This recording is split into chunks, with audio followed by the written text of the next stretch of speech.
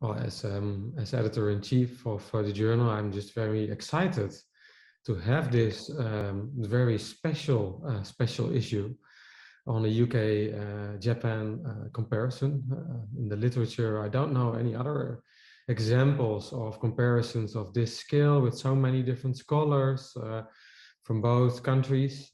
So it's a real illustration of what comparative research can do and what it can bring to migration studies.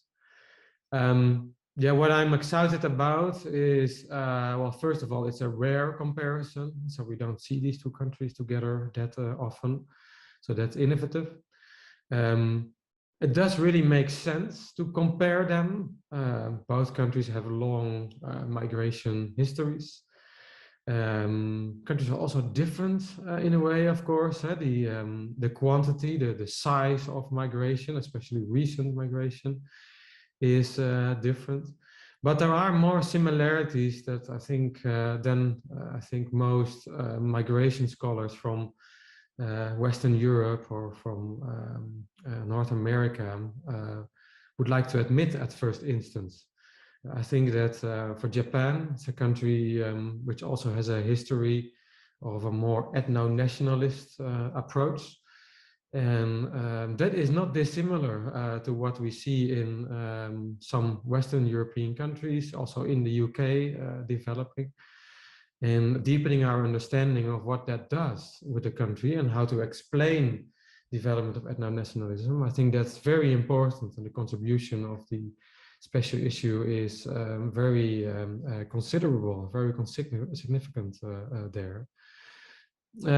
Also, when you look at the types of migration coming from both countries or going to both countries, then there are more similarities than also I, as scholar, was aware of before. Especially after the Brexit, the UK leaving the EU, labor migration is problematized, but it's also very important to the UK, and already at this very moment causing a lot of economic difficulties, complications in the economy. And that's not that dissimilar as what's going on in Japan, but then for a longer period there. Also a need for labor migration in specific sectors.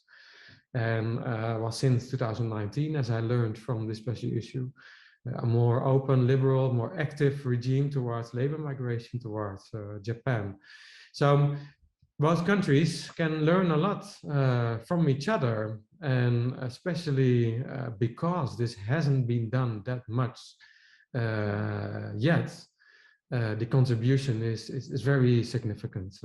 I have to say, I'm really excited to have this type of comparisons in our journal called Comparative Migration Studies. This is in the heart of our mission and what we try to achieve as a journal.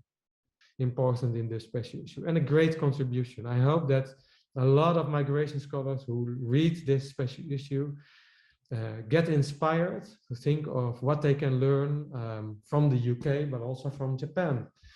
And what, for instance, Europe, to focus then on Eurocentrism in this regard, Europe can learn from the developments that have taken place in Japan in terms of struggling with labor migration, struggling with multicultural coexistence, for instance, as a model towards superdiversity, to which the special issue is quite critical.